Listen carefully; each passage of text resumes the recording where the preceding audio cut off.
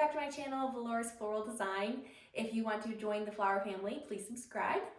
Today I made this arrangement to go along with the history of flower video. This video is going to be on how floral design and the process it became a career that we now see today. So I was really curious as to how that got started, and so I wanted to take you along my journey of discovering where this career came from and how recent of a career it actually is. So if you're interested in this kind of topic, please stick around.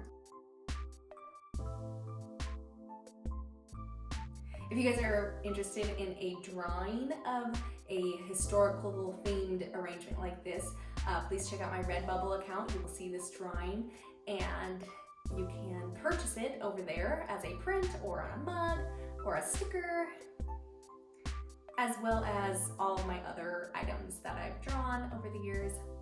Floral design has been an art that has been gracing humankind since the very conception of mankind. As soon as we understood beauty, we were pulling these flowers to grace our lives. In the book, The Language of Flowers, that was published around the 1840s, the author writes, "The most charming of all gifts is the one of flowers. A queen may, and we rejoice to say that our own beloved sovereign often does, give them to her subjects, and the poorest subject may offer them to a monarch. They are the representatives of all times and of all nations, the pledges of all feelings. The infant plays with them and gains his first idea of beauty from their blossoms. The lover gives them to his beloved. The bride wears them. We offer them to our beloved dead. Dynasties are represented by a flower. Nations adopt them as their emblems. A leaf is the crown of the valor. Wars have been fought, alas, in merry England, under the floral emblem. Universal is their hold on human sympathies. Universal their language. The language and poetry of flowers must always be appropriate gift to the young and sensitive. Indeed, all ages rejoice in their sweetness and beauty, and all poets have sung their praises." Now, the history, obviously, this is a long history to delve into. I'm condensing this history as career or like focused. How did this become a career? Because indeed, the earliest records of floral design in history are from ancient Egypt in, I think this image right here is from,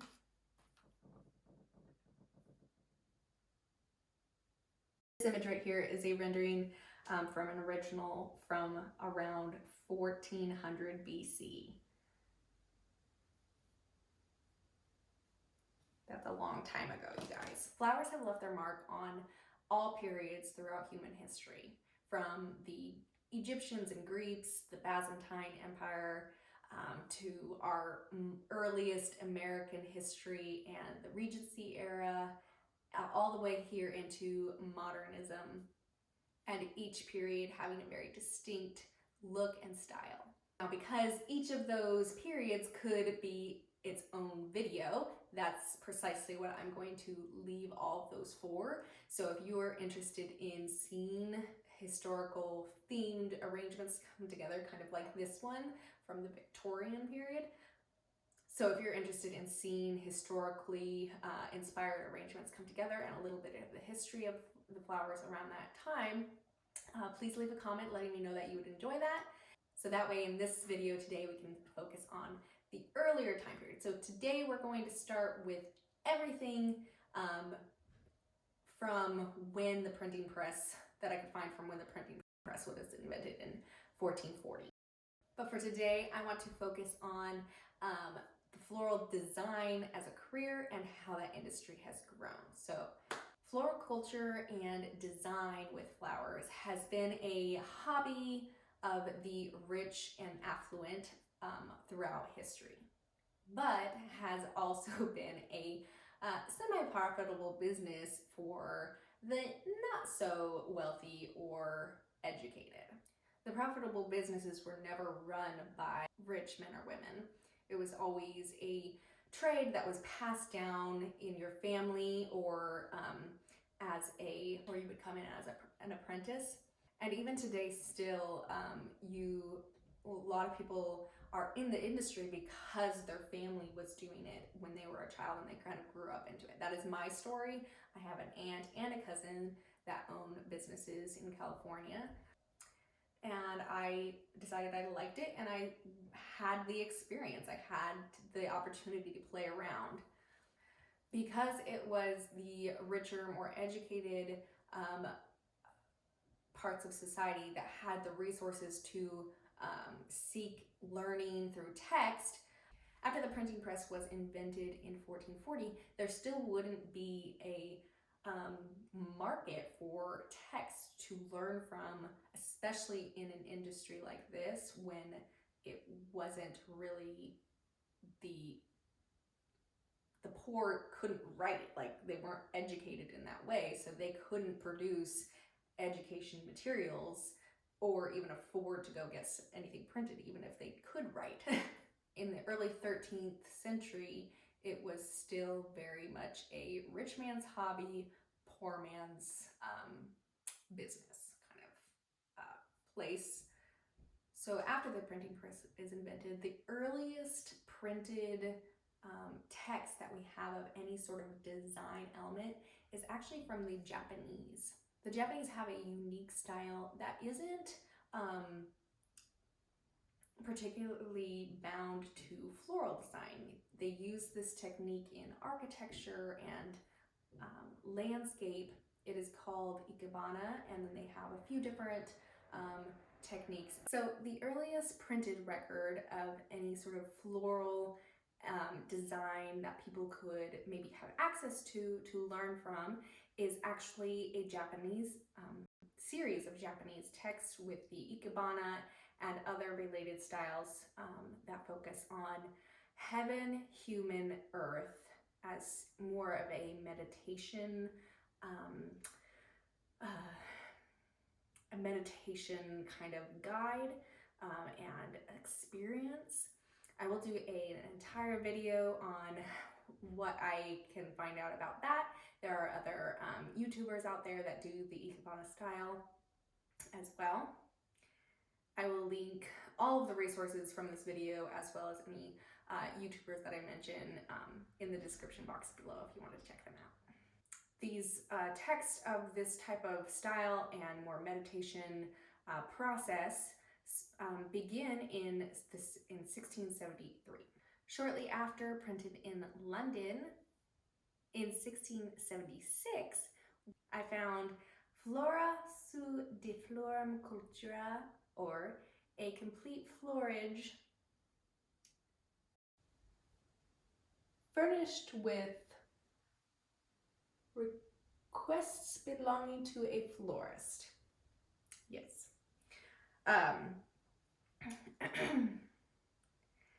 This book seems to be some sort of second edition. It was written by John Ray, and he seemed to be some sort of expert gardener who was writing it for the 6th Baron of Gerard Brumley in the county of Stafford, England. And as he's writing, he's presenting the term florist as a term for someone who is a hobbyist and wants to have flowers in their garden. Then throughout the 1700s, you have a bunch of texts emerge for the wealthy and affluent, none of which are actual guides to designing with flowers. They're either horticulture related, having them in your garden, one of which was written in 1760 called The Florist, and it's a coloring book. It does a really good job of describing each flower though, and giving you a very detailed drawing that you can then fill in the colors.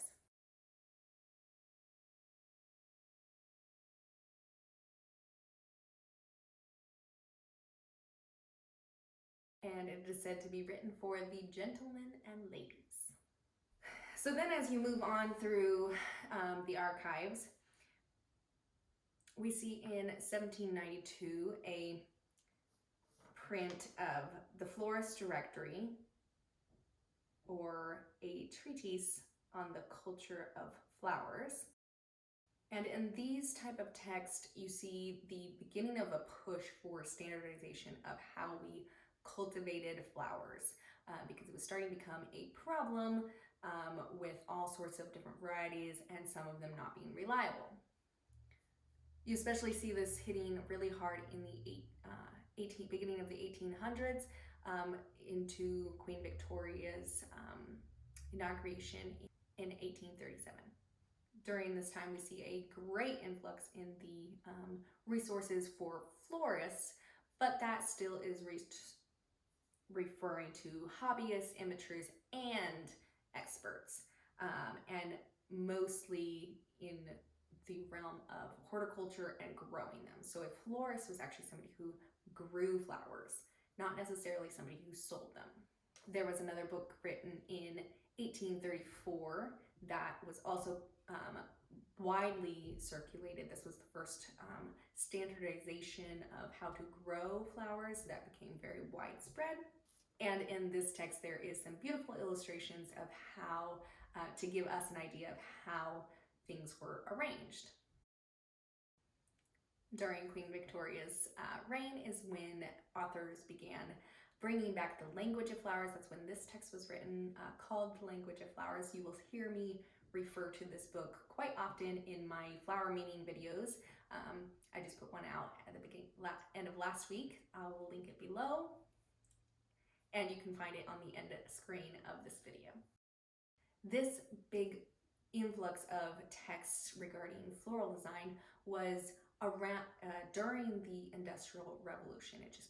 Everything was booming, everything was growing, and people were more wealthy than they'd ever been in each sector of life. Not just the wealthy, but the poor as well were living a lot better. One writer points this out and says, "Man no sooner finds himself in possession of the various necessities of life than he begins to feel a wish for its conveniences, which once obtained seldom fail of indulging in some of its various refinements. The luxuries of the imagination is the delight of some, and those of the senses of others." Basically saying that when we finally have our basic needs met, we tend to want the things that we desire. We start to desire things instead of actually needing. And that excerpt was from the Select Florist, published in 1829, right before Queen Victoria came to power. Finally, in 1848, another standardization book, but it is the first text I found that had any sort of reference for people who had this as a trade.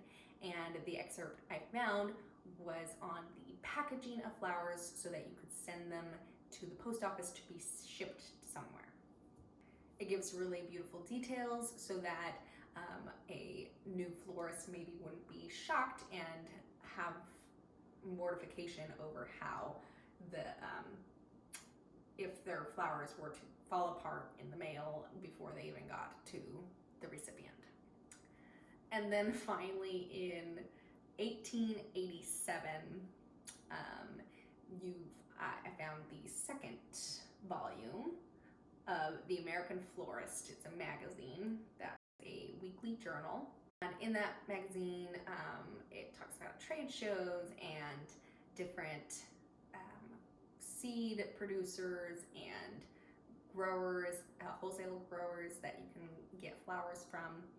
But you also see ads for people making tools and floral cages and shapes and wire creations for the florists to put their flowers in to create different shapes. And so finally in 1887, we finally see the actual career at the forefront in magazines and texts for people to learn and purchase from. Even in that magazine, you see people advertising as cheap printers for business cards for florists. And so that was really cool to find. And after this is when the industry exploded all around the world. But even during this time, you would still be learning this trade from your family members, or getting an internship of some sort, apprenticeship, with a floral person, somebody who grows them and distributes them. I found this image from 1800s that depicts a woman on the street selling flowers. She's making a little posy. But even from the late 1800s to mid 1950-ish, you really don't see educational texts, or obviously there was no video to learn from. The Art Institute of Portland was established in 1969, but guys, it really hasn't been until the establishment of the World Wide Web that floral individuals could learn floral design apart from learning from somebody in person. Now you'll find that floral design is taught as a recreational course in some high schools and even middle schools. And you can find hundreds of different florists on YouTube who teach design. You can find classes to attend, and so it's a lot more widespread, and that's only within the last 30 years. So I hope you guys enjoyed seeing this process unfold, the art of floral design as a career. I thought it was really interesting to research. I will have links to all the different resources that I mentioned in the description box down below. Be sure to subscribe and like this video if you enjoyed it. Share it with your friends that like history or floral design. Again, if you want the drawing of the flower arrangement, be sure to go to my Redbubble, which is linked also down below. So I hope you guys enjoyed, and we will see you guys in the next video.